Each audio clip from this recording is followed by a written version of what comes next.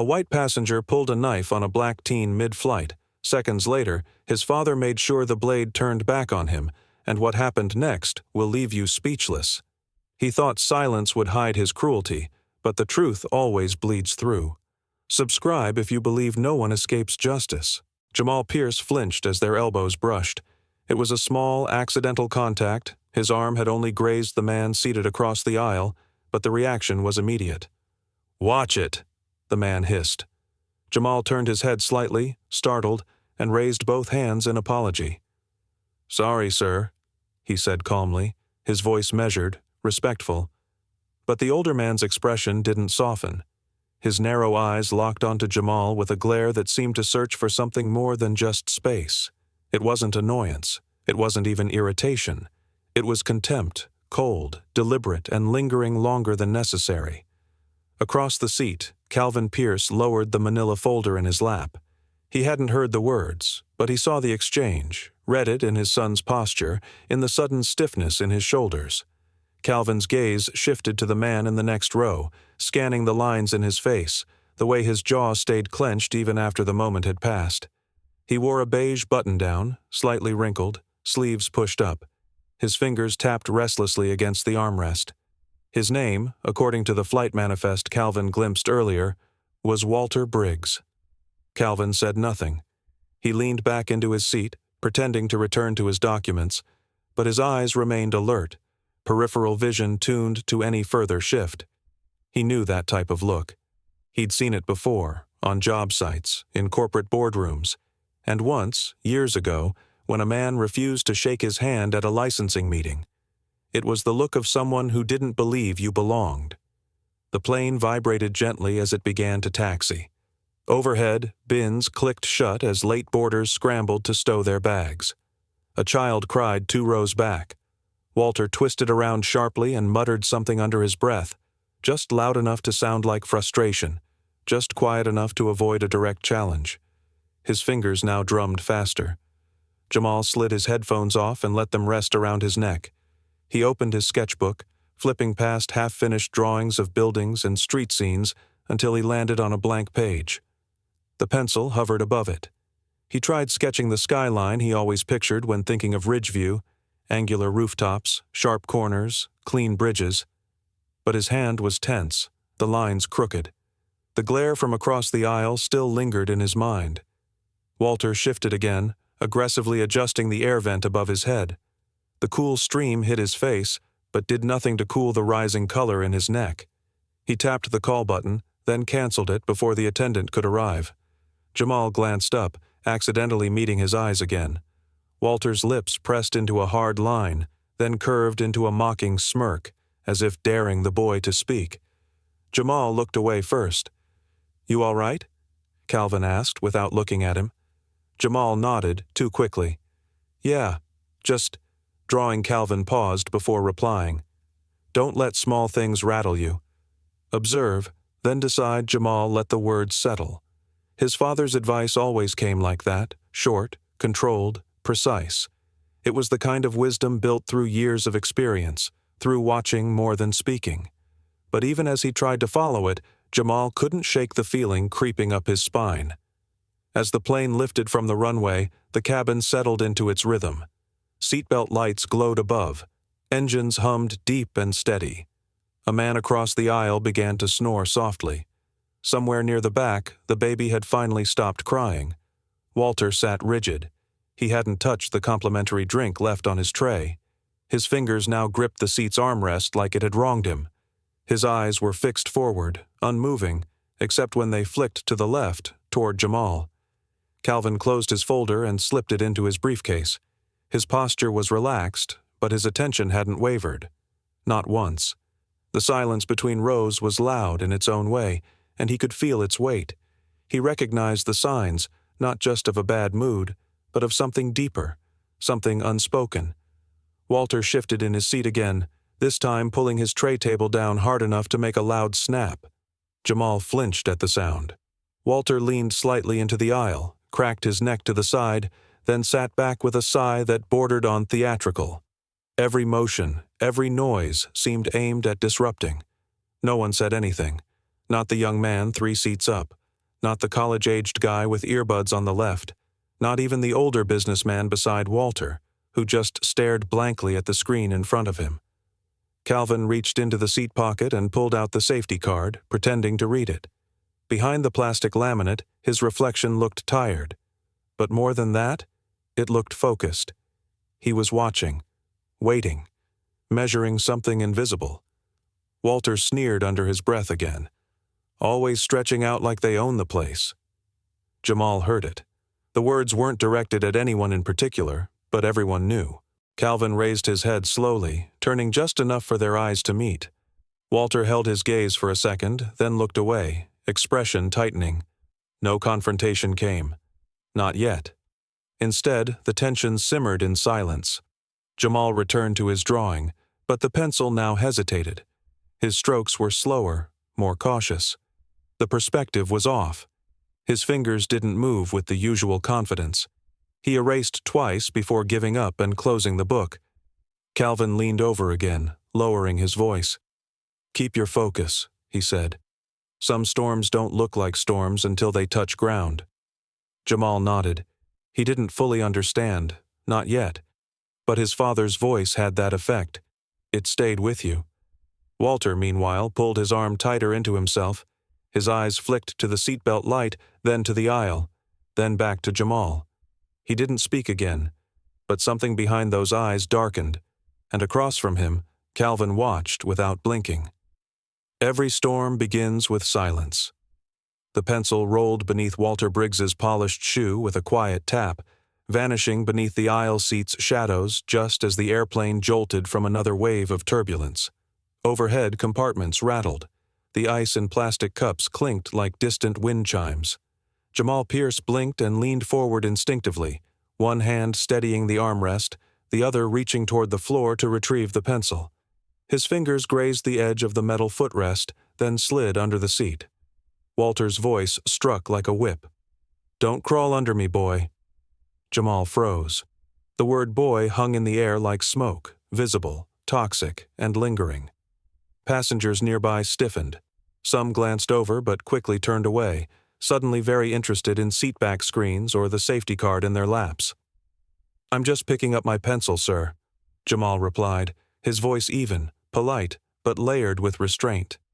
He straightened slowly, pencil in hand, avoiding eye contact. His shoulders were tense, his jaw set. Walter, eyes narrowed and lip curled, exhaled through his nose like a man barely holding back something uglier. Across the row, Calvin Pierce closed his file folder without a sound. His gaze moved from Jamal to Walter with surgical calm. The subtle twitch of his brow and the tightening of his fingers around the folder revealed more than words could. But he said nothing. Not yet. The intercom crackled. "Ladies and gentlemen, please remain seated while we pass through a pocket of turbulence," the captain's voice said smoothly. The seatbelt light blinked overhead. Walter muttered under his breath, not loud enough to be clear, but sharp enough to slice. Words like entitled and out of place broke through the low hum of the cabin. Each one slid from his mouth like venom, masked beneath the droning engines and murmurs of the flight. Jamal sat back, his face unreadable, but the pencil trembled slightly in his fingers. He turned his attention to the sketchbook on his lap, flipping back to the skyline he had been drawing, a view of Ridgeview City's tallest buildings. The lines were confident earlier, but now his hand faltered. The pencil made a faint, uncertain trail across the page before lifting away entirely. Calvin saw it. The break in focus. The crack in his son's composure. He leaned over slightly and rested a firm hand on Jamal's arm, grounding him. "Don't react. Observe," Calvin said, his voice low and sure, meant for Jamal alone. His fingers tightened just once before releasing. At that moment, a figure approached from the rear of the cabin. Adrian Cole, the young air attendant, moved with practiced grace, checking on passengers row by row. His smile faded slightly when he noticed the tension near seat 19C. His gaze darted between Walter's hardened expression and Jamal's tightened jaw. "Is everything all right here, gentlemen?" Adrian asked, trying to keep his voice light. Walter dismissed him with a wave of his hand as though brushing away a fly. We're fine. Don't waste your time. Adrian hesitated. He looked at Jamal, then at Calvin, who met his eyes with a calm but unreadable stare. The attendant's posture stiffened. He gave a shallow nod and stepped away, unsure if he'd just made a mistake or avoided one. Walter leaned back into his seat with a grunt, muttering again. Kids these days, always needing attention, think the world owes them something. The words weren't aimed directly, but the direction was clear. Jamal's pencil hovered above the sketchbook but did not move. His breath slowed. His lips were pressed tightly together. Calvin turned to him again, speaking low, precise. Some men can only feel tall by shrinking others, he murmured. But you are not small. Jamal nodded faintly, eyes locked on the page, sketching again, this time slower, more measured. He tried to focus on the architecture, the way steel beams held weight, how bridges distributed pressure evenly. But even in those imagined structures, his lines shook. Adrian, now at the front galley, glanced back once more. His hand hovered near the call button he carried. A sliver of doubt crept in. He had seen this before, in the subway, at a cafe during his training. The look in a man's eye when a line is about to be crossed. But protocol told him not to escalate. Calvin remained motionless, eyes forward, but his senses were sharp. Years of on-site risk management had trained him to detect shifts in mood, energy, behavior. And Walter Briggs was shifting. Slowly, but with a momentum building beneath the surface. It was in the way he gripped the armrest, the way his boot tapped an irregular rhythm against the carpeted floor. The flight continued smoothly, at least from the cockpit's perspective. But down in the pressurized quiet of the main cabin, a storm was beginning. Jamal flipped the page in his book, drawing again, this time not buildings, but something darker. A silhouette of a man with shadows stretching behind him. Walter turned his head slightly, watching. Drawing me now? He asked with a crooked smile that didn't touch his eyes. Jamal didn't respond. Calvin's voice came again, this time even lower than before. Don't give him your energy. Just your attention. Let him be seen. Jamal gave the smallest nod. Behind them, two men played cards. A father helped his young son plug in earphones.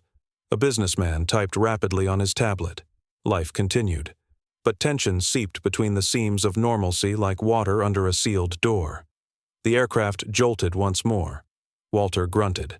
Calvin glanced down to the floor, noticing, perhaps for the first time, that Walter's travel bag had shifted slightly into the aisle. Its zipper was half open, just enough to reveal a flash of something metallic inside. It was gone in a blink as the bag tilted back. His gaze narrowed. For a second, nothing moved. The plane leveled out. Adrian returned with refreshments. As he offered water to Jamal, Walter scoffed. Of course you'd want something free, he muttered. Calvin's voice sharpened immediately. You will not speak to my son that way. Walter turned to him, startled, not by the words, but by the calm force behind them. His eyes flickered. The smirk faltered. In that second, something passed between the two men, an unspoken challenge. One built on years of unspoken war. Adrian paused again, clearly having heard the remark. But fear of making a scene won out. He offered the water and walked on. Jamal remained seated, silent. But something inside him tensed, a thread pulled tight. Calvin leaned back slowly, but never took his eyes off Walter. Outside, the clouds grew heavier. Inside, the silence became loaded. In his seat, Walter stared forward again. But the mask had slipped. His fingers curled tighter around his seatbelt, and his eyes remained wide, unblinking. He had made a decision, and it was reckless. Some lessons are learned in silence before the world hears them. Jamal rose carefully from his seat, gently slipping his sketchbook into the seat pocket. The cabin had settled into a lull, the kind that follows a round of refreshments and idle conversation. Overhead lights cast a soft golden hue on the passengers, some flipping through magazines, others watching the in-flight movie in silence. The seatbelt sign had been turned off only minutes ago, giving everyone a breath of freedom. Calvin remained seated, eyes scanning a technical schematic on his tablet. but his mind still echoed with the earlier tension. As Jamal stepped into the aisle, Walter watched him from the corner of his eye. He had barely touched his whiskey, fingers tapping the glass rhythmically, like a ticking clock wound too tight. The air between him and the Pierces was charged now, thinly veiled contempt, sharpened by pride and the kind of resentment that didn't need words. Earlier, when Jamal had politely requested a cup of water, Walter's response had cut cleanly through the noise. "Of course you'd want something free," Walter had murmured, not loud, but clear enough for the nearby passengers and Calvin to hear. The words, dipped in scorn, hung in the air like smoke. Adrian, standing nearby with his tray, had hesitated. His hand trembled slightly as he handed over the drink to Jamal, his eyes flicking between the boy and the man across the aisle. He knew what was happening. He felt it. But training told him not to escalate.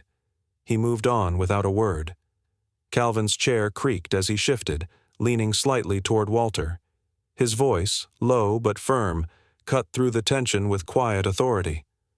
"You will not speak to my son that way." Walter didn't immediately respond. For the first time his eyes faltered, flicking to Calvin's face and locking there. Something registered, an acknowledgement of the man behind the voice, someone not to be trifled with. But the fear was fleeting. It melted, hardened, twisted into something else. Hatred, deep-rooted and irrational. He didn't speak. He only turned his gaze forward, lips pressed into a tight line. Jamal, attempting to maintain his composure, gave a soft nod to his father and turned toward the restroom. The aisle ahead was narrow, and as he walked past Walter's seat, he didn't expect anything more than silence. Walter's foot slid out half an inch, barely enough to notice, but just enough to snare. Jamal's toe clipped the edge of the shoe. His balance broke.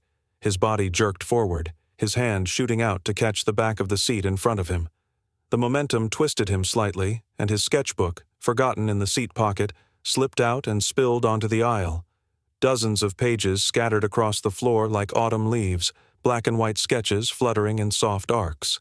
A skyline, a bridge, a portrait, dreams made of graphite, now trodden by strangers' shoes. The stumble wasn't catastrophic. Jamal caught himself, forcing a small, composed smile as he knelt quickly to gather his drawings. But the heat in his cheeks betrayed the sting beneath the surface.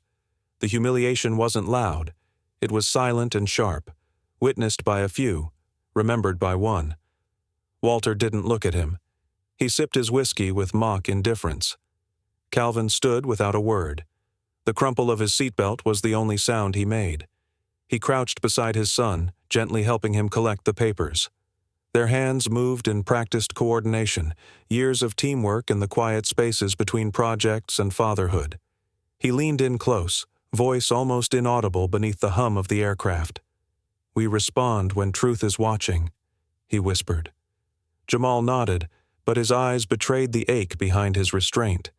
The boy wasn't weak. He had been taught to endure, but endurance still left scars. They returned to their seats in silence. Adrian, from across the cabin, had seen it all. He stood frozen, tray now empty, his lips parted as if on the edge of saying something. But he didn't. His gaze met Calvin's for a second, a moment of silent understanding, maybe guilt. But the moment passed. He turned and walked toward the galley, his shoes quiet against the carpeted floor. Walter leaned back in his seat, gaze locked forward, his hand still tapping the side of his glass. He was calm now. Too calm. The kind of calm that comes only after a decision is made. Something inside him had crossed a line, quietly, permanently. He smiled, just slightly, at nothing in particular. The plane coasted through a patch of still air. Outside, the clouds stretched endless across the horizon. But inside the cabin, something had shifted. The energy, the silence, it was no longer neutral. It was waiting. Behind Walter's fixed expression, something snapped, a decision forming, reckless and irreversible. Hate does not always roar. Sometimes it waits for the right silence. Walter stood. It was sudden, too sudden. His movements were sharp but disguised beneath the guise of reaching up toward the overhead compartment. The cabin lights had dimmed moments ago for the in-flight movie, cloaking everything in a soft gray haze. Shadows stretched across seat rows, and most passengers were distracted by the flickering screen ahead. But Calvin wasn't. His eyes tracked Walter from across the aisle, narrowing the moment the man unbuckled his belt with rigid precision and rose from his seat. Calvin had seen that posture before, on job sites, intense rescue missions, in the final seconds before chaos. Walter's frame didn't move like someone casually grabbing a jacket or adjusting a bag. It was too purposeful, his spine too straight, his fingers too tight. Calvin's trained instincts flared, subtle but sharp. Something was wrong. Jamal, unaware, bent forward to pick up a pen he'd dropped near his foot. Calvin's focus darted to him, then back to Walter, who had paused with one arm halfway into the overhead bin and the other dipping into the side pocket of his seat.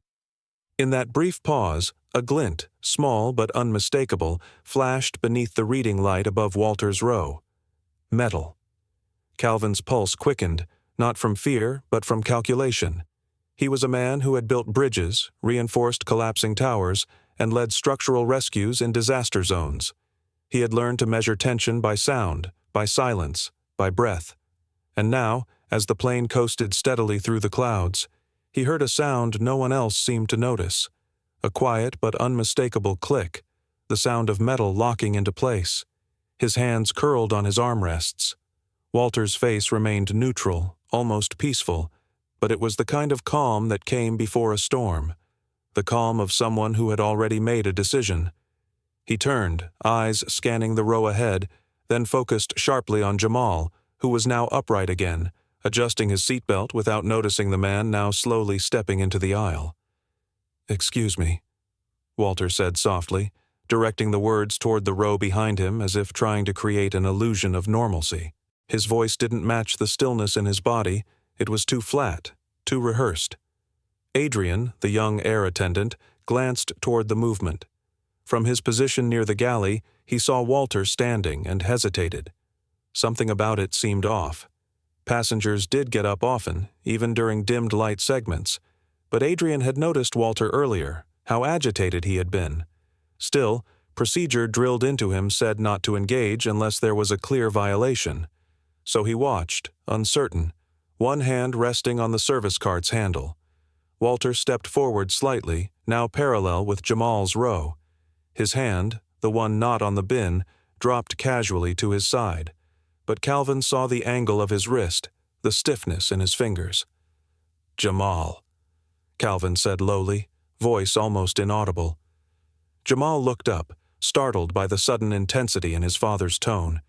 He followed his gaze, just in time to see Walter leaning in. Walter didn't speak. His eyes met Jamal's, but there was no humanity in them. They were cold, empty. Jamal's breath hitched, but he didn't move, frozen not by fear but confusion. Calvin rose slightly, still buckled, a hand reaching for his son's shoulder as if to anchor him. "Is there something you need?" he asked Walter, voice calm but tight. Walter blinked slowly. "Just stretching my legs," he replied, though his gaze didn't match the words. Then his knuckles whitened. Adrian took a hesitant step forward. "Sir, if you're not retrieving something, please return to your seat," he called gently, hoping to diffuse whatever was unfolding. Walter didn't respond. His breathing changed, slower but heavier, as though he were preparing his body for an action it couldn't undo. Calvin unbuckled his belt, the sound sharp in the silence. He was about to rise when Walter shifted forward again, this time leaning slightly toward Jamal, invading his space. "Back up," Calvin said, standing fully now. But Walter didn't flinch. His face, once stiff with frustration, was now eerily serene. His mouth twitched into something not quite a smile, not quite a sneer. The kind of expression that suggested the person behind it had already crossed a line in his mind. Jamal turned slightly in his seat, body angled toward the aisle. He could feel something in the air, thick, electric, like the seconds before a thunderclap. He met Walter's stare, then looked past him at his father. "Dad?" he whispered. Calvin's eyes moved rapidly between the two. He saw the blade, partially concealed in Walter's palm, small, sharp, folded. A pocket knife, the kind banned from flights but small enough to escape notice if tucked properly into the waistband or a shoe. Adrian's voice came again, louder now. "Sir, I'm asking you, please return to your seat."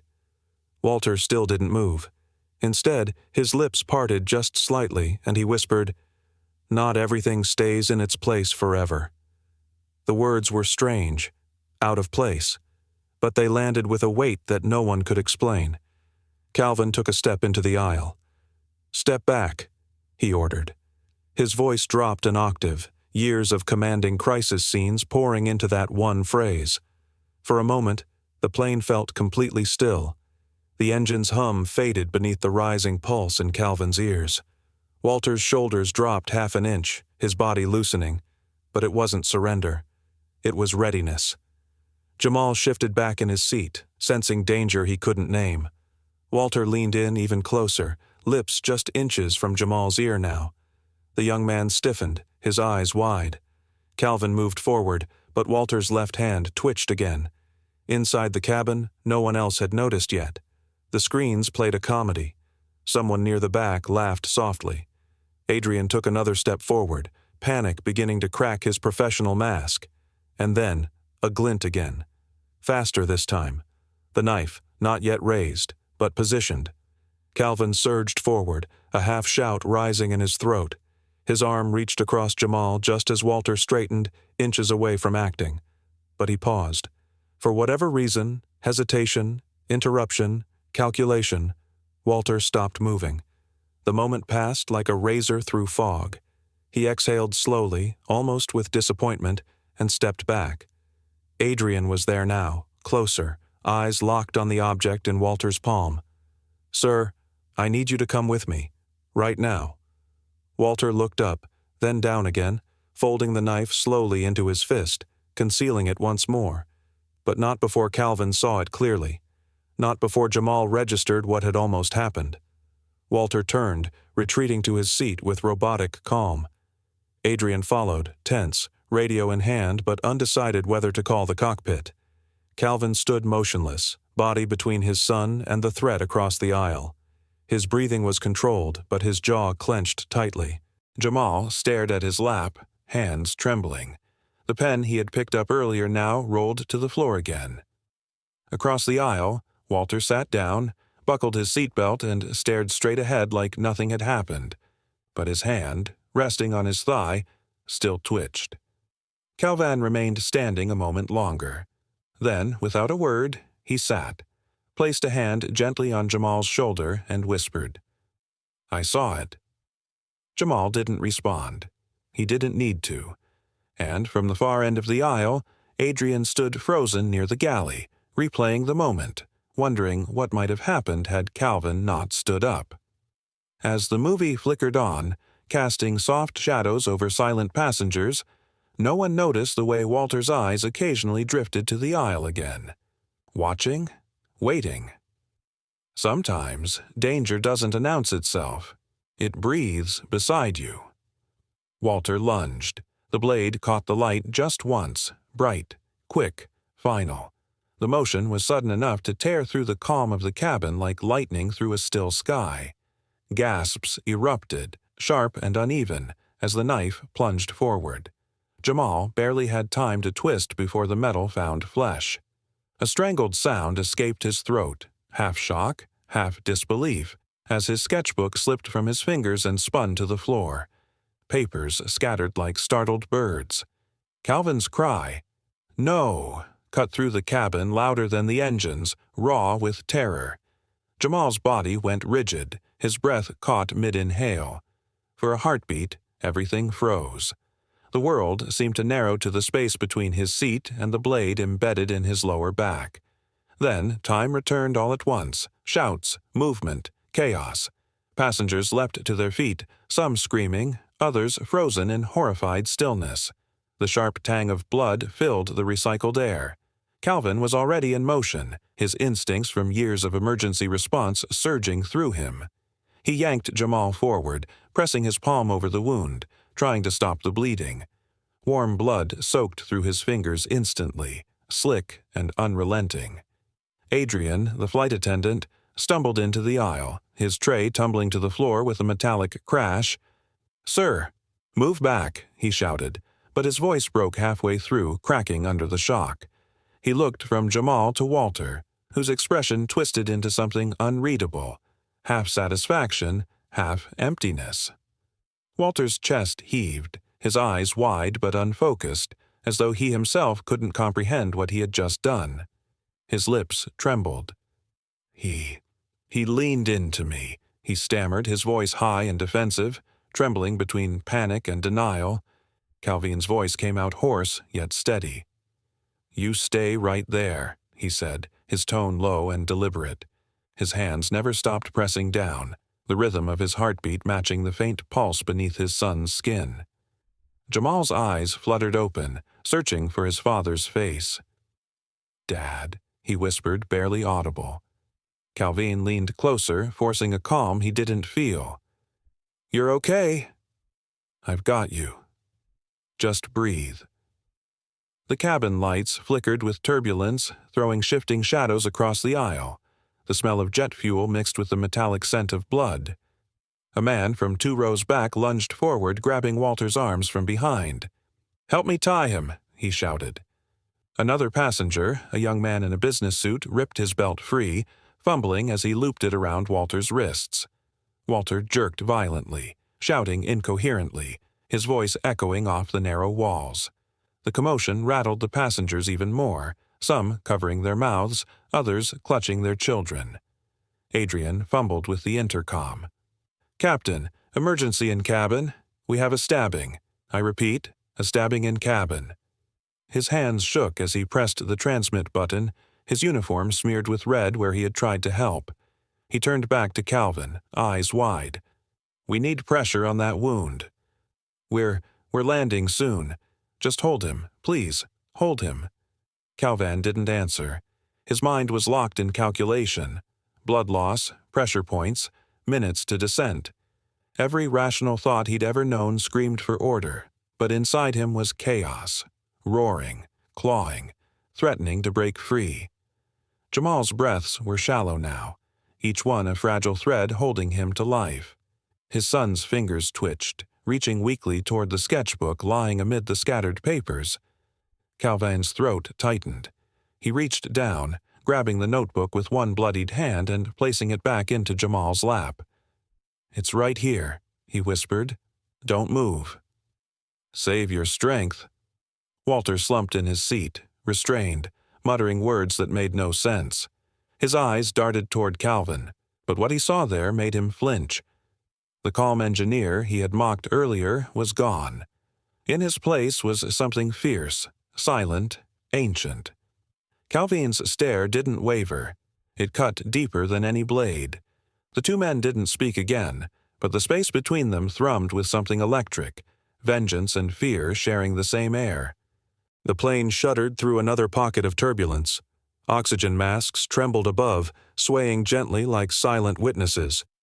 Adrian crouched beside Calvin, trying to help, pressing folded napkins and fabric from his uniform jacket against the wound. Blood soaked through everything. "He's losing a lot," Adrian whispered, his voice shaking.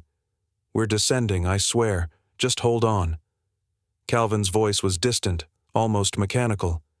"He's strong. He's breathing." But his eyes flicked briefly to the knife glinting under the seat, a thin streak of light catching the edge. That blade would haunt him, he knew, long after this flight. Around them, the passengers began to cry softly, the gravity of what had happened settling over them like fog. Someone prayed aloud. Another man shouted for a doctor, but none responded. The intercom crackled. "This is the captain speaking. Please remain seated. We are initiating an emergency descent. Medical teams are waiting on the ground." The sound of engines lowering pitch filled the cabin, but for Calvin, it all blurred into background noise. His world was narrowed to the trembling body in his arms and the faint warmth fading beneath his touch. He could feel Jamal's heartbeat weaken, uneven, fading like a drumbeat in retreat. "Stay with me," Calvin murmured. "Just a little longer." Jamal's eyes fluttered again, lips parting. "It hurts." His words were barely a breath. Calvin nodded quickly. I know, son. I know. Just breathe for me. I'm right here. He pressed harder, ignoring the burning ache in his arms, ignoring everything but the pulse he refused to let die. Adrian turned toward the cockpit again, voice breaking. We need medics ready. Tell them it's critical. He looked back at Calvin, guilt carving deep lines into his young face. He remembered Walter's earlier hostility, the warnings he'd ignored. If only he had stepped in sooner. The plane jolted hard, sending luggage tumbling from the overhead bins. Calvin shielded Jamal instinctively as a bag struck the armrest. A few passengers screamed. One man began sobbing uncontrollably, his voice cracking through the chaos. Then, slowly, the tension in Walter's body slackened. The restrained man hung his head, breathing heavily, mumbling words too soft to make out. He looked small now, diminished. But Calvin didn't look away. His focus was iron. Even as the attendants shouted commands and the cabin filled with the sterile smell of fear, his eyes never left the man who had just destroyed everything he loved. Minutes stretched like hours. When the aircraft finally leveled out for descent, Calvin's arms were shaking from exhaustion, but he didn't release the pressure. Jamal's skin had gone pale, his breaths shallow but still there. A faint flicker of life persisted, and that was enough. As the captain's voice announced their final approach, Calvin's gaze drifted, just for a moment, toward the window. The clouds outside were dark, thick, and endless. He thought of how quickly peace could turn into horror, how thin the line between order and chaos truly was. He looked down again at Jamal's face, then at the crimson stain spreading across his son's shirt.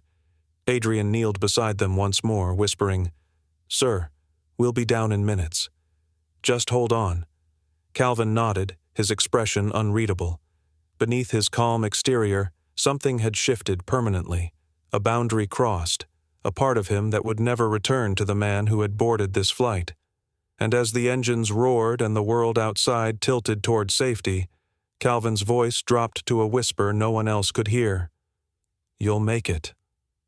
You have to." But in the reflection of the window, his own eyes looked back at him, cold, determined, and changed. In that fragile stillness between descent and landing, the meaning of everything he'd ever believed wavered. Mercy felt distant. Justice, hollow. All that remained was the heartbeat fading beneath his hand and the silent promise forming in his chest, a promise that would not end when the wheels touched the ground. The line between mercy and rage is only a heartbeat wide. Blood soaked through Calvin's hands, warm and sticky, pooling faster than he could stop it. Jamal lay crumpled in his seat, eyes fluttering between consciousness and shock, his breath coming in shallow, broken gasps. The cabin erupted, panicked voices rising, seatbelts clicking open, bodies shifting in confusion. But Calvin heard none of it. His world had narrowed to a single task: keep his son alive. "Stay with me," Calvin whispered, his voice barely audible over the roar of the engines. He pressed folded napkins against the deep gash in Jamal's lower back, but the wound kept bleeding, persistent and defiant. The white fabric turned crimson in seconds. "You're going to be okay, son. Just breathe. Breathe with me." Adrian Cole, the flight attendant, stumbled back into the aisle, his face pale, eyes wide with disbelief. He had been too late. He had seen Walter twitching, muttering, shifting in his seat. He had felt it in his gut that something was wrong. Now the consequences of his hesitation stared at him in the form of a bleeding boy and a father desperately fighting time. "I need gauze, bandages, anything," Calvin snapped, his voice cutting through the confusion. Adrian jolted into action, disappearing into the galley. Around them, passengers froze in their seats, fear gluing them to their cushions. Some turned away. Others peeked over headrests, stunned into silence. The intercom crackled to life with the pilot's urgent voice. "We are making an emergency descent. Everyone remain calm and stay seated. Medical personnel will be waiting on the ground." The announcement felt distant to Calvin, like an echo coming from another world. Oxygen masks trembled above the passengers as the aircraft shuddered through rough turbulence. The shaking only added to the chaos, trays tipping, cups rolling, the cabin lights flickering in and out. Calvin remained still, controlled, focused. His breathing was slow and even, his large hands applying steady pressure against his son's back. He kept whispering encouragement, low, steady words only Jamal could hear. "You hear me? We're almost there. Just hang on. You don't give up. Not now." Jamal's eyes flickered open for a second, lips parting. "Hurts," he breathed, barely audible. "I know. I know, son. Just keep breathing." Calvin leaned closer, his face inches from Jamal's. He could feel the boy's shallow breaths against his cheek. That was good. He was still fighting. 2 rows back, Walter Briggs sat bound by makeshift restraints, seatbelt straps cinched tightly around his wrists and chest. His face was eerily calm, his head tilted as if observing a distant painting. No regret, no panic, just a strange, chilling detachment.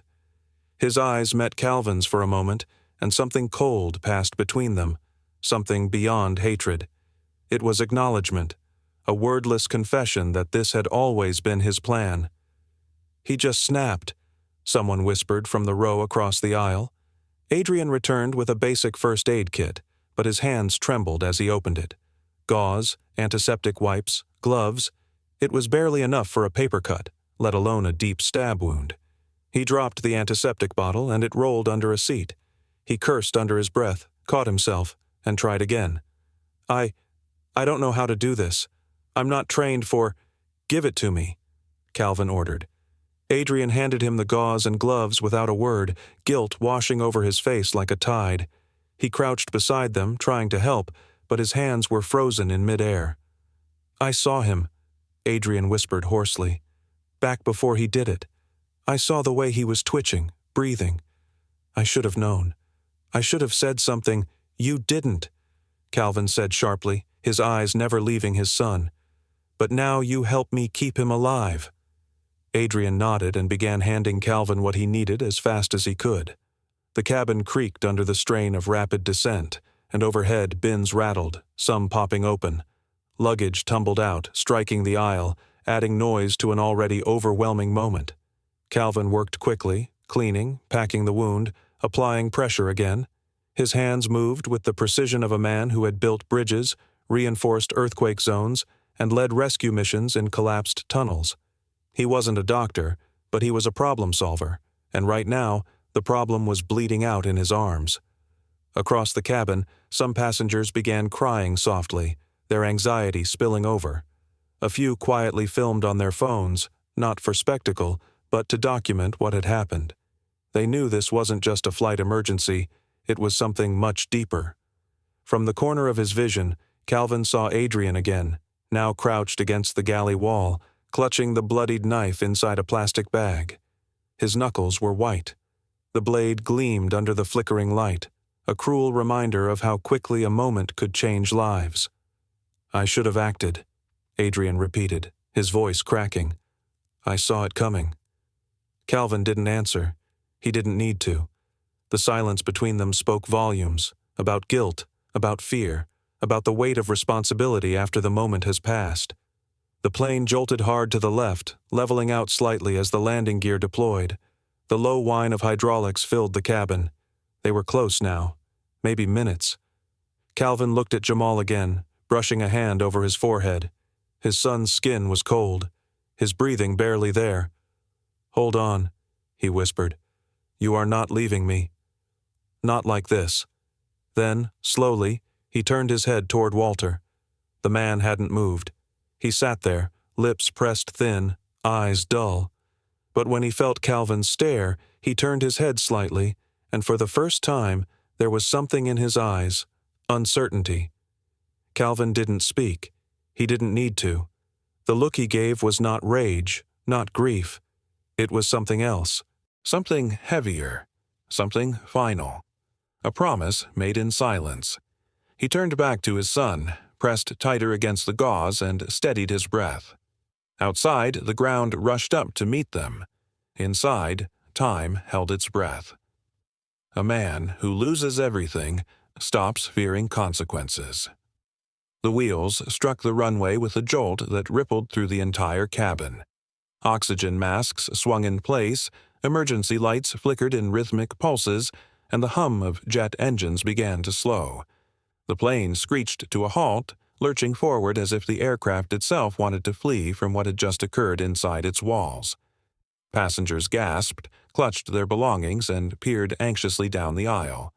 But in row 14, none of that mattered. Calvin Pierce knelt in a mess of blood and cloth, his hands pressed against the gaping wound in his son's back, refusing to loosen his grip for even a second. "Stay with me, son," he whispered, his voice hoarse and trembling, not from panic, but from the overwhelming force of restraint. Jamal's eyelids fluttered like torn pages in a storm. His body was limp, yet his fingers curled weakly around his father's wrist. A silent plea. A connection Calvin would not break.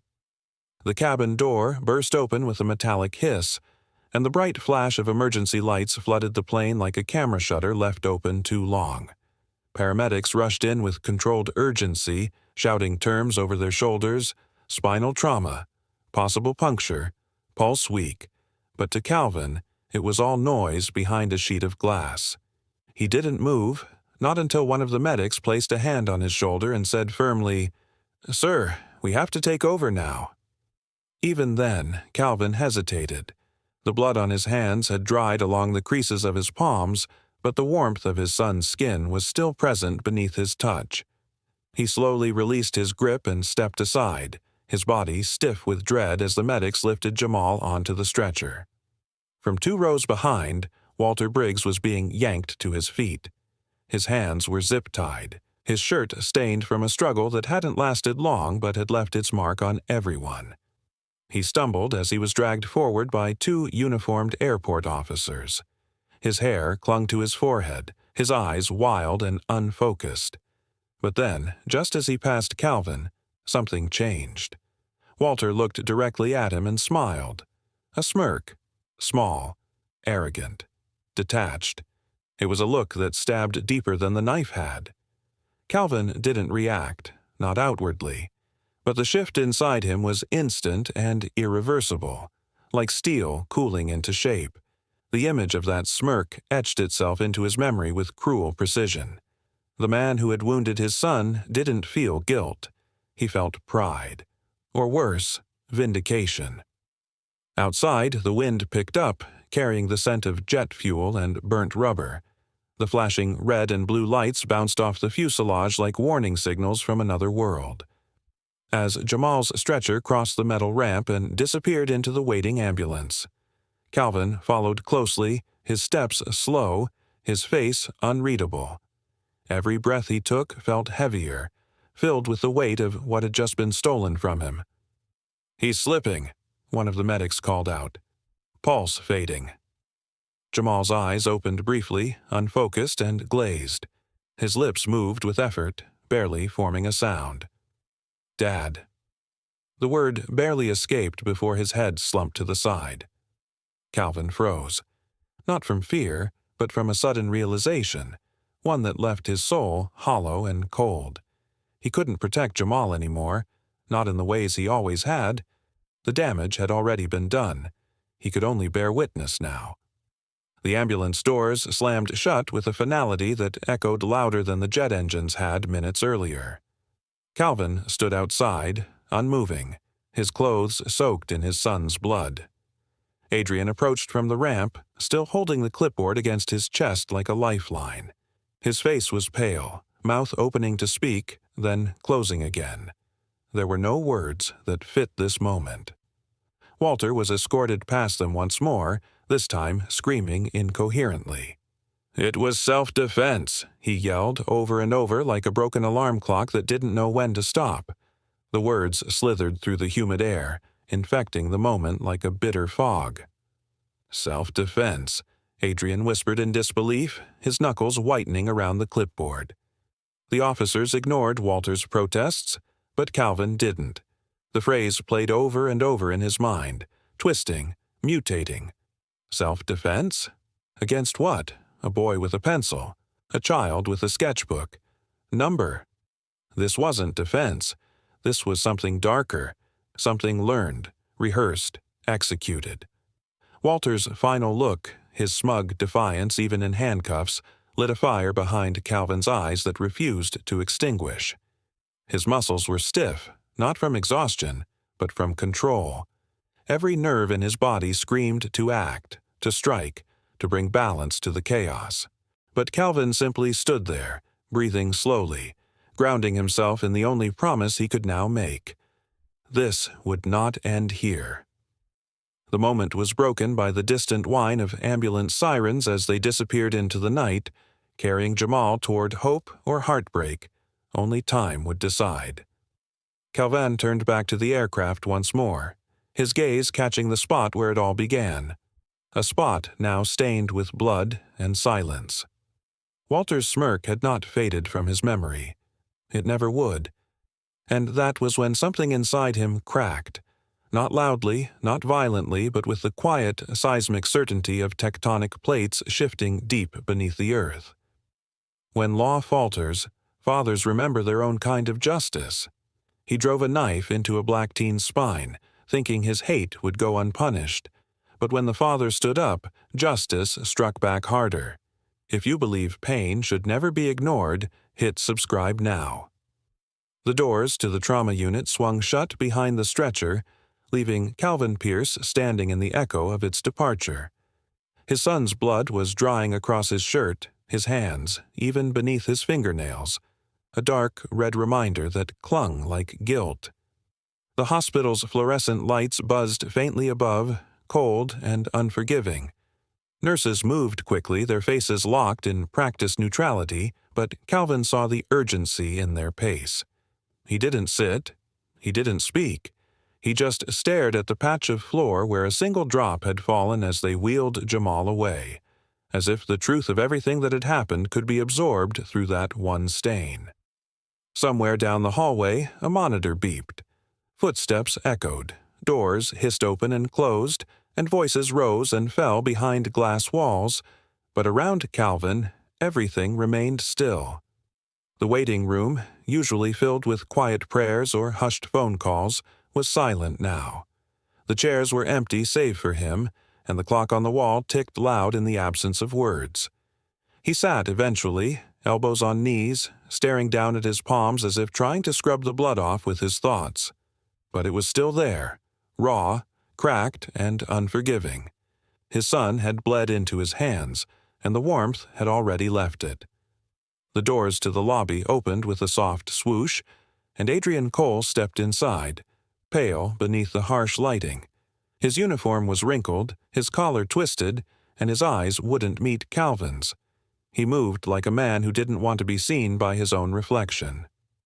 "I should have stopped him," Adrian said quietly, his voice catching at the edges. "I saw it building." I knew something wasn't right. Calvin didn't answer. He didn't even blink. The silence that stretched between them was thick, nearly physical. After a long pause, Calvin asked in a low, gravelly tone, "Where's the knife now?" Adrian flinched. It was logged with airport police. Standard protocol. His voice lowered as if volume could mask guilt. "I couldn't. I didn't know what else to do." A beat passed. Then another. Calvin stood slowly, his back straightening not with strength, but with resolve. "I don't care what the protocol says," he murmured. "I care where it is." Before Adrian could respond, the sliding doors to the trauma wing opened again. A tall, dark-haired doctor stepped out, his coat fluttering slightly as he walked. His face was unreadable, trained to hide the burden of what he carried. "Mr. Pierce?" he said softly. Calvin turned, shoulders rigid. The doctor glanced down at the clipboard in his hand before meeting Calvin's gaze. "Your son is alive," he said, and for a moment the world tilted with relief. But it didn't last. "There was spinal trauma," the doctor continued. "The blade pierced near the lower thoracic vertebrae. We managed to stabilize him for now. But the injury is severe. The swelling has impacted motor function. We won't know the full extent until he wakes." But he paused. Paralysis is likely. Permanent Adrian sat down hard. Calvin didn't move. "Can I see him?" Calvin asked. "In time. He's being transferred to ICU. He's unconscious but stable. We'll let you know the moment you can go in." The doctor nodded, placing a gentle hand on Calvin's shoulder before walking away. The touch was meant to comfort, but it felt like ash settling on his skin. The world around Calvin faded to a narrow tunnel, each breath colder than the last. Paralysis. The word echoed like a verdict. His son, the boy who sketched bridges, who planned cities, who once raced down trails with a fearless grin, might never walk again. Another officer approached a few minutes later. Young, clean-cut, carrying a notepad and the forced empathy of someone trained to ask questions no one wants to answer. "I'm sorry to disturb you, sir," the officer said, clearing his throat, "but we'll need your statement soon." "Do you wish to press charges against the assailant?" Calvin didn't look up. "We have Walter Briggs in custody," the officer continued, shifting slightly under the weight of the silence. "He's being processed now. If you'd like, we can." "No." The word cut through the air like a blade. The officer blinked. "Sir?" Calvin raised his eyes at last. There was no fury in them, only ice, measured, deliberate, and final. "I'll handle this myself." The officer hesitated. He glanced at Adrian, who remained seated, eyes locked to the floor. But Calvin's stare left no room for argument. The officer gave a slow nod and retreated without another word. That night, rain began to fall. Light at first, then harder, like the sky had waited for the right moment to grieve. Calvin stepped outside the hospital entrance, the automatic doors closing behind him with a hiss. He didn't notice the cold. He didn't feel the wetness soaking into his collar. He stood there, under the flickering halogen light of the ambulance bay, staring at his own reflection in the glass. The man staring back wasn't an engineer anymore. He wasn't a father in mourning. He wasn't a citizen waiting for due process. He was something else now, something forged in the space between blood and silence, between justice and vengeance. And in that silent reflection he saw what he was becoming. When justice sleeps, vengeance wakes. The next morning brought rain, steady, relentless, cleansing nothing. Calvin drove through it with the incident report clenched in his fist, the paper damp at the edges where a single bead had tracked down the folder. Windshield wipers beat a steady rhythm, matching the thud of his heart. Each sweep revealed another sliver of the world he no longer recognized. He did not think about the meeting he had missed, the phone calls unanswered, or the press inquiries piling up in a folder he had ignored. There was only the page in his hand and the names on it, the recorded pattern of violent choices that had been allowed to sit, unchallenged in an airline system that preferred convenience to caution. He remembered the details as if they were still unfolding. The small, authoritative handwriting in the margins of the report, the incident logs that stacked Walter Briggs beside other flagged behaviors, 3 recorded altercations, 2 violent outbursts, 1 warning that had been dismissed as the cost of keeping flights on schedule. The report read like a ledger of missed responsibility. Calvin's jaw tightened. He drove with his shoulders rigid, as though bracing for impact. Rain hammered the roof of his car, fogging the edges of the world, but he could see the detention center's squat silhouette long before the sign came into view. The building looked smaller than he had imagined, a bureaucratic cage that smelled faintly of disinfectant and stale coffee. He parked under the thin shelter and sat a full breath before stepping out into the cold. At the entrance, a guard, a broad man with a weathered face and a navy jacket, looked up and nodded, the motion almost casual as he stamped a clipboard. Calvin waited under the small awning, the rain soaking his collar. He had no badge to flash, no legal team at his back. He had a contact at the Civil Enforcement Unit, a man he had trained years before during rescue exercises, someone who owed him a favor and understood the language of urgency. The guard's eyes tracked Calvin from the folder to his wet shoes, then back to the folder. Calvin held the paper steady, feeling the printed words under his fingers like a map. "You're early," the guard said, his voice flat but not unkind. He tucked a cigarette behind his ear in a reflexive motion. "Name?" "Calvin Pierce," he replied, and the name landed in the rain with no ceremony. He watched the guard's gaze move to the incident number on the paper, to the file's barcode. The guard's pen hovered over the clipboard. "I'm here about a detainee." Routine check. Family. The guard's nod was polite but guarded. "Family visits are processed through the magistrate," he said, the words measured. Calvin could smell the coffee on the man's breath, feel the thin plastic of the clipboard under his own wet palm, though he was careful not to touch it. It was a small, bureaucratic world. Every rule was designed to slow movement, to blunt heat. Calvin was not there to argue with regulations.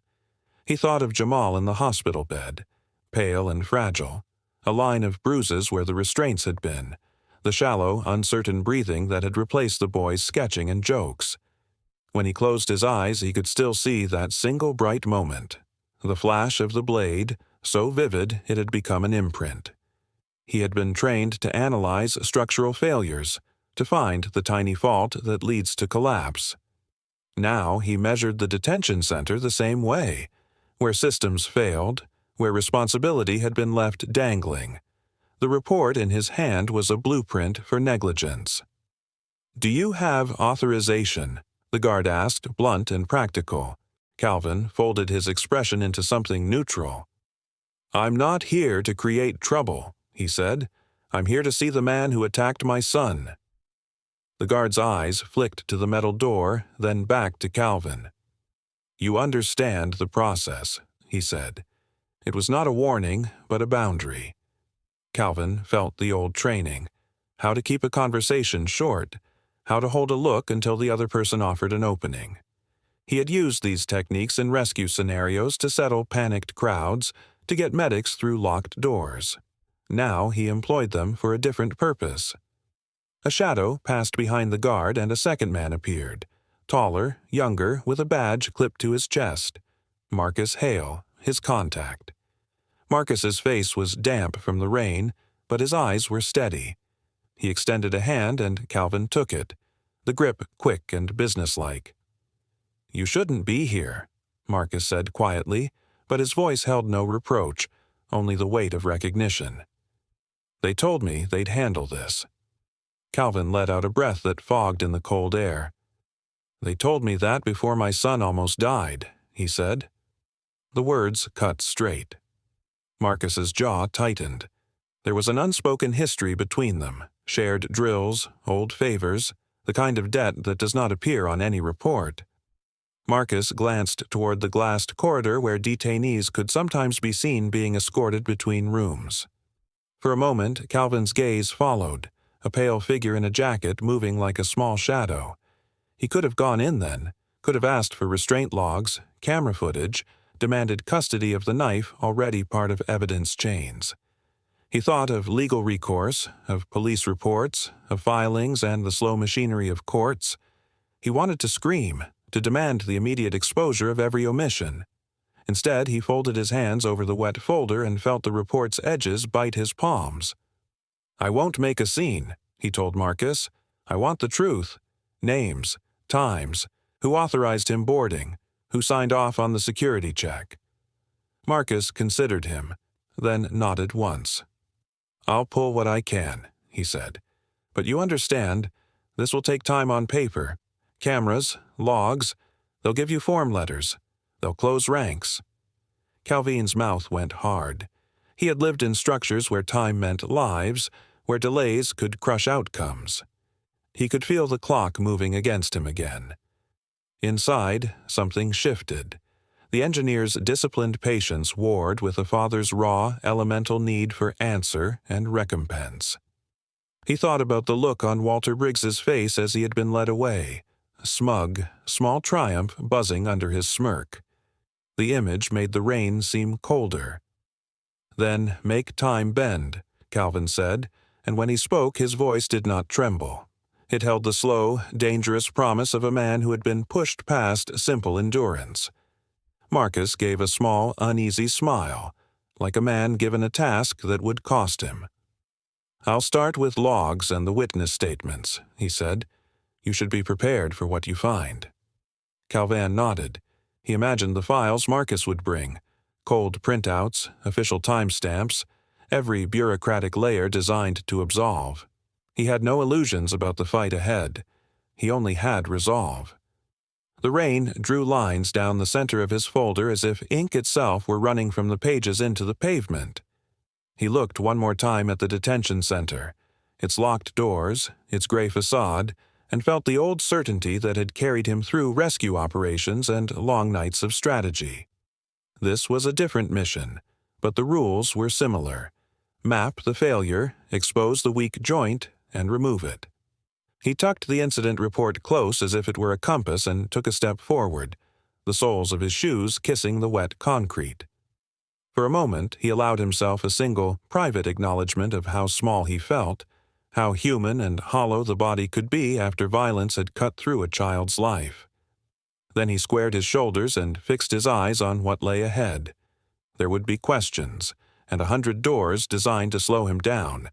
There would be the inevitable legal frames and the polite indifference of institutions.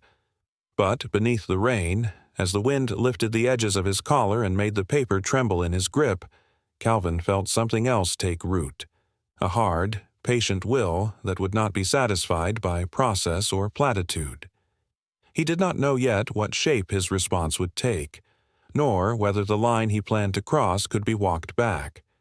He only knew this: he would not leave until the ledger was balanced, until the system that had allowed a man like Walter Briggs onto a plane had been named and exposed. He drew in the cold, wet air and let it fill him. Then he stepped into the line and moved toward the door, each footfall a measured decision in a world that had already tilted beneath him. The storm that follows tragedy is never weather, it's will.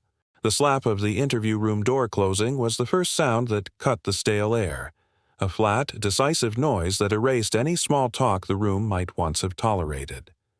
Walter's eyes darted to the mirror, to the black rectangle that promised watchful authority. He expected uniforms, paperwork, the slow choreography of law. He did not expect Calvin. Calvin did not hurry. He walked in with the careful, unhurried step of a man who had rehearsed nothing and decided everything in an instant. He carried a manila envelope like a judgment. He set it down between them without flourish and pushed it forward with the heel of his hand. Inside the envelope, the color bled the room into a narrower frame. A photograph of Jamal, pale and slack against hospital sheets, tubes threaded like a betrayal through his temple. The image was small and precise, one moment stolen and preserved, and its silence spoke louder than any accusation. Walter's smirk faltered into a slow, animal confusion. The bravado that had carried him through security and into the cabin seemed to shrink, threadbare. His hands curled in on themselves. "That's what you did," Calvin said, each syllable economy itself. His voice was low, steady, the sort of tone that never needed to raise itself to be heard. Walter's eyes flickered. Defiance, the immediate fallback of a man used to being believed, receded to a rawer thing, the fog of logic unspooling. "I didn't mean," he began, the words thin as paper. Calvin's jaw tightened. The quiet in the room thickened until it felt like cloth. "You meant every second of it," Calvin cut in, ice unconcealed beneath the calm. He reached into the envelope and, with deliberate care, withdrew another thing: the knife. It lay on the table like a truth, its metal catching the harsh fluorescent light and throwing it back like a small, accusing sun. The blade was familiar, crude, quick, a thing that had bisected the ordinary into before and after. Walter's breath quickened. The chair under him creaked as if protesting his rising panic. Calvin did not shout. He did not fumble. He set the knife on the table, its edge aligned with the seam of the manila. "This knife took my son's breath," he said, voice flat but heavy. His hand hovered near the metal, not in threat so much as in recognition. This was the instrument of a wound, now an exhibit placed between predator and prey. Walter's face lost more color. Sweat beaded at his temple. His hands were more motion than purpose, reaching than retracting. He tried to stand as if course-correcting to some script that might still save him, but Calvin's arm closed the gap before the chair could scrape the tile. A restraint that required no forceful theatrics, just a hand, a position, the immovable resolve of a man who would not be hurried. For a long beat, the room held them like a photograph, two figures at odds across a table, fluorescent light painting hard lines on both faces. From outside, the corridor's fluorescent hum crept in. Inside, the only motion was the slow, jerking inhale of a man whose mask had fallen away.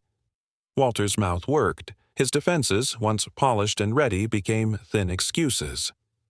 "It was self-defense," he muttered, the phrase itself a small, desperate bell that rang hollow. Calvin's eyes didn't leave him. They catalogued everything: fear, calculation, the little oscillations of a man trying to rebuild bravado from panic. "Self-defense?" Calvin repeated, voice flat as concrete. "You attacked my son." The words were not a question. He slid the photograph closer to Walter's hand so the man could not pretend he had not seen the consequence of his action. The slackness of Jamal's jaw, the tubing, the sheets gone gray in the sterile light. Walter's gaze skittered. He tried to gather a history of excuses he could wear like armor. There was a soundless layer of irony stacked above them. The video camera in the corner, the cold eye of procedure, blinked blank. The small red light that should have been steady for recording was dark. Adrian's interference, a detail Calvin kept like a private fact, had severed what would have been an easy narrative for the authorities. That silence sharpened the moment.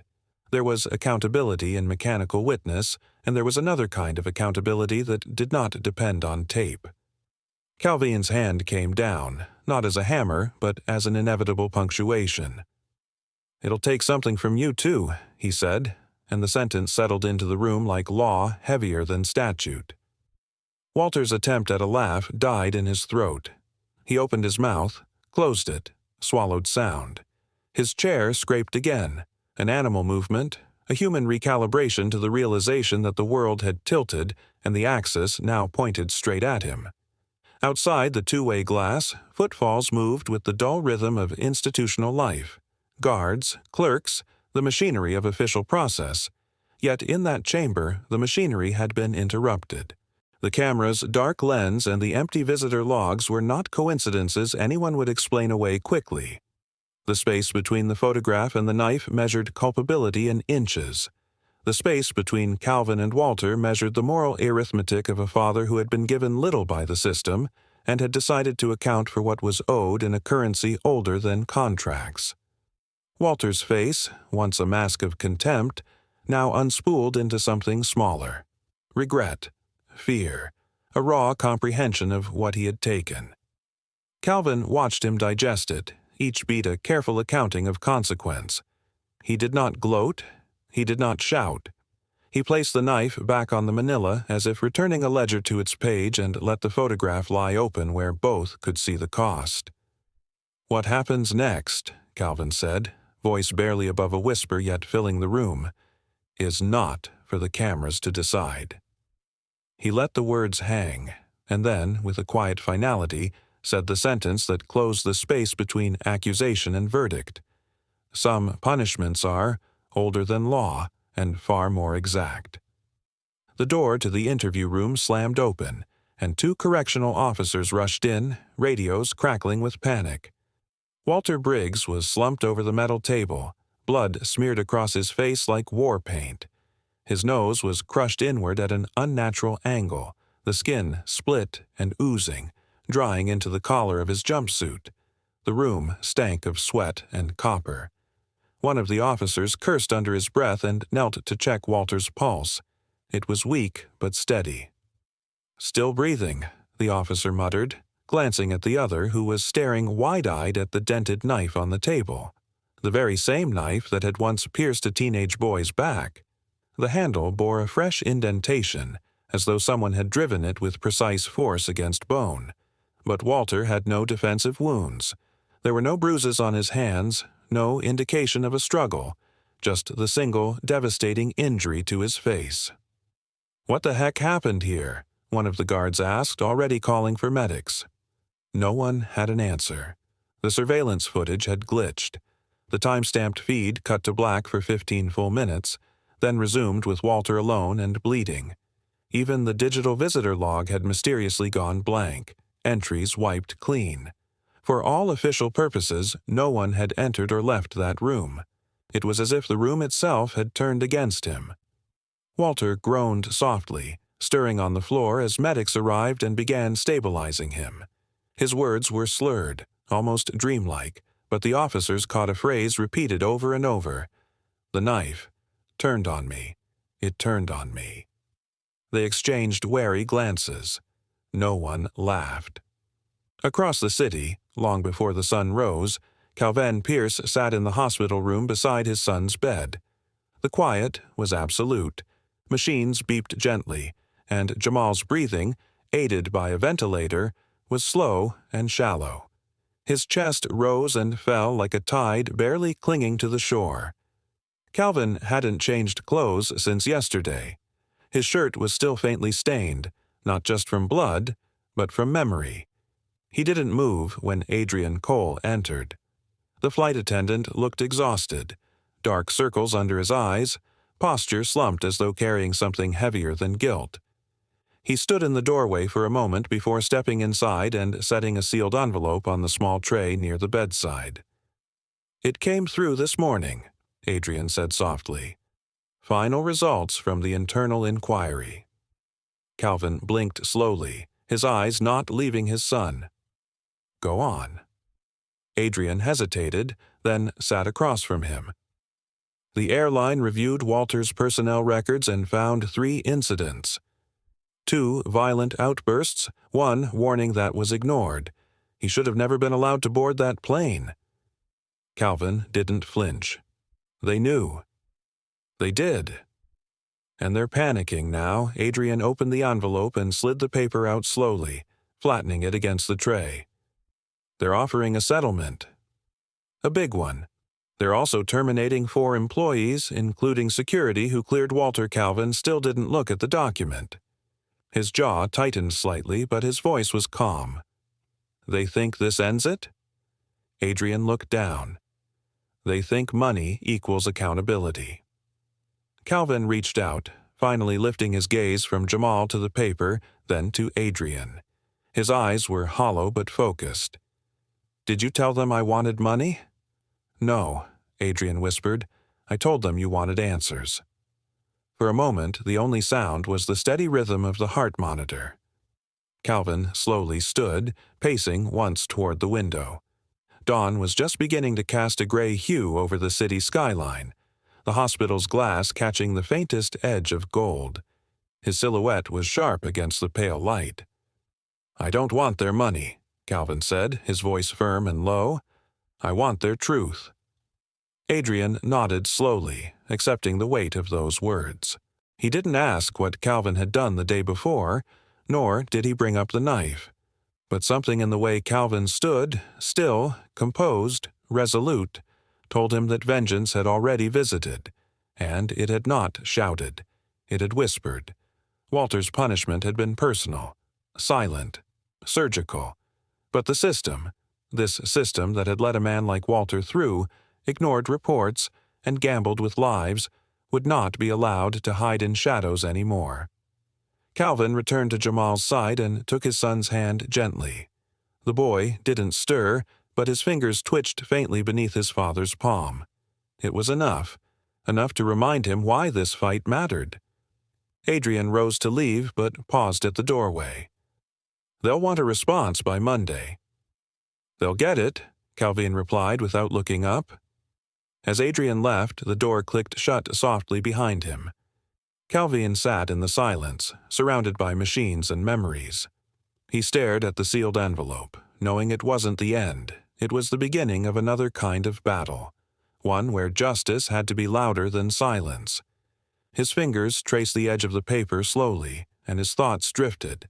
Not to the settlement or the firings, but to the countless other passengers, other fathers, other sons who had trusted systems that had failed them too. He would expose them all. Justice isn't always loud. Sometimes it waits for silence to echo. Jamal's eyelids fluttered open, the soft beeping of machines the first sound to greet his fragile consciousness. Tubes ran from his arms and a brace kept his neck still, but his eyes moved slowly, searching. Calvin sat by the hospital bed, his body still, a hand resting lightly atop his son's. The air in the room was sterile, heavy with the scent of antiseptic and quiet grief. Outside, morning light tried to cut through the gray clouds pressing against the windows, but inside, everything felt suspended, paused between survival and uncertainty. Jamal's lips parted, dry and pale. His voice came out in a cracked whisper, fragile as paper. Did he pay for it? Calvin leaned closer, the movement deliberate, as if afraid any sudden shift might undo the fragile moment. He studied his son's eyes, those eyes that had once danced with the dreams of architecture and open skies. Now they held pain, tempered by a need for answers. In ways the law can't record, Calvin replied, his voice low but steady, carrying a weight that only fathers understand. His hand gave Jamal's a soft squeeze, enough to offer comfort without stirring the pain. Jamal gave the faintest smile before his eyes drifted closed again, a soft sigh escaping as he slipped back into sleep. Calvin remained still, watching the rise and fall of his son's chest, committing it to memory like a sacred rhythm. The days that followed unfolded in a blur of movement and obligation. Calvin found himself seated across from suits and officials in gray conference rooms, their faces tight with concern but distant in conviction. His story, their story, had ignited something fierce in the public. What began as a quiet tragedy had become national outrage.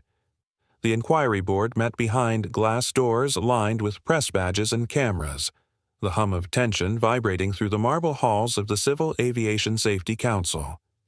Inside, Adrian Cole sat before a panel of stone-faced investigators. He was no longer in uniform, his tie loosened, his eyes hollowed by regret. His hands trembled as he unfolded a single sheet of notes. "I should have acted sooner," Adrian confessed, his voice barely above a whisper. "I saw the signs. I felt it in my gut, but I chose routine over instinct." A murmur moved through the room. One of the senior investigators leaned forward, eyes narrowed. "Do you accept responsibility for failing to escalate the incident before it turned violent?" Adrian looked up, emotion swelling in his throat. "I accept responsibility for failing to be human when it mattered most." That line, caught on dozens of cameras, would be replayed across news channels for weeks. Outside, Calvin watched from the hallway, his arms crossed, eyes unmoving.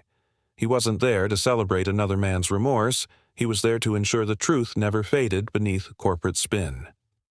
When Adrian exited the chamber, their eyes met briefly. No words were exchanged, but there was understanding. Adrian gave a small nod, a silent vow of atonement, before walking away from the only career he had ever known. By the end of the week, headlines blazed. Airline executives under fire for negligence, and Calvin Pierce demands systemic change, not settlement. Journalists hounded him for interviews, opinion pieces flooded the airwaves, and overnight, Calvin's name became synonymous with accountability. But he refused spotlight interviews, dodged every request for a televised appearance. He wasn't interested in fame. He wanted something more permanent, reform that couldn't be undone by a news cycle. Still, when the subpoena came for him to testify before the National Aviation Oversight Commission, he couldn't refuse. The hearing was televised live. Calvin sat beneath sharp lights, surrounded by polished wood panels and microphones that picked up every breath. His posture was straight, but his face bore the toll of sleepless nights and relentless resolve. The lead commissioner adjusted his glasses. Mr. Pierce, we are deeply sorry for what happened to your son. But in your view, what is the real failure here?" Calvin didn't blink. He leaned forward slightly, speaking with clarity that cut through the courtroom's cold atmosphere. "My son survived, but the system that failed him cannot." There was silence, dense and immediate. The kind that doesn't wait for applause, only acknowledgement. Some in the chamber looked down. Others nodded solemnly. Across the country, televisions flickered with the weight of his words. Far from that courtroom, in a hospital 2 counties away, Walter Briggs sat propped in a bed, his face disfigured by the blow that had broken his nose and broken something deeper inside him. A television mounted in the corner displayed the live hearing. Walter stared blankly, gauze under his eyes, oxygen tubes snaking along his face. He watched Calvin speak with unwavering strength, and for the first time, no words came from Walter's lips. No insults, no muttered justifications. Just a hollow stare and the flicker of a man who knew the trial ahead wouldn't matter, because his punishment had already begun. The broadcast ended. The camera pulled away from Calvin's face, but the echo of his voice lingered in the silence left behind. When truth stands before power, even silence trembles. The wheelchair rolled slowly across the weathered wooden planks of the pier, its wheels clicking in rhythm with the waves slapping against the supports below. The city's skyline loomed across the water, sharp, proud, but hazy in the dying light. Beside it, a steel bridge arched gracefully from one bank to the other.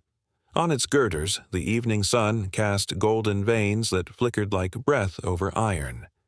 Jamal sat quietly in his chair, a blanket draped over his legs, a sketchbook resting on his lap. His hands moved with care, pencil etching long lines across the paper, strokes forming towers, cables, a bridge rebuilt not just with steel and math, but with memory and will. "I'm rebuilding something," he said softly. Calvin stood beside him, tall and still, one hand resting gently on his son's shoulder. He didn't speak right away. Instead, he looked out at the bridge Jamal was drawing, the real one and the one on paper. The two didn't match exactly. Jamal's version had more strength, more symmetry, more defiance in its rise. "You already are," Calvin replied at last, his voice low, gravel carried by wind. Behind them, a black granite plaque had been set into the concrete walkway. It bore no fanfare, no corporate logos, just a simple engraving of names. Victims of airline negligence. The list stretched farther than most people realized, and at the bottom, newly added, was a line not of loss, but of refusal, dedicated to those who refused silence when justice failed to speak. The 3 men stood there, father, son, and friend. Adrian Cole approached from the far end of the pier, his steps slow but purposeful. He was no longer in uniform. The blazer, the badge, the polished shoes, they were gone. He wore jeans and a jacket, and he carried nothing but a bouquet of pale marigolds. He didn't speak immediately, just stood by the plaque, knelt, and laid the flowers down. "They remind me of something Jamal said once," Adrian said quietly, eyes on the water. "That beauty can come from places people try to erase." Jamal looked over. "Sketches don't forget." "That's why I keep drawing." Adrian nodded, swallowing against the lump in his throat. "And that's why I left the airline." "I couldn't forget either." The moment hung in the air, heavy with meaning and absence. Gulls wheeled overhead, their cries sharp, cutting through the hush that followed. Jamal broke the silence with a question that had lived too long in the shadows. "You never told me what happened that day after the arrest." Calvin's eyes stayed on the skyline, unmoving. The question didn't catch him off guard. He'd known it would come eventually. He took a slow breath, his chest rising under the weight of years that had passed in mere months. "I didn't think I needed to," he replied. "But I do," Jamal insisted gently, turning in his chair to face him. "I need to know." Calvin finally looked down at his son. The same eyes, the same shape of jaw, though now tinged with maturity forged in fire.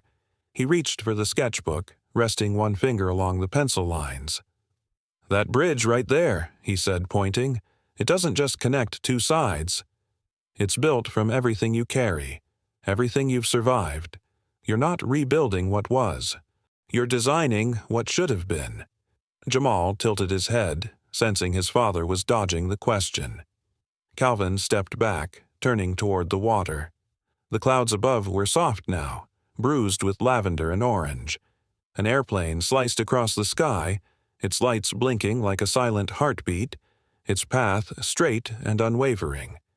Jamal followed it with his eyes. "You went to see him, didn't you?" he asked.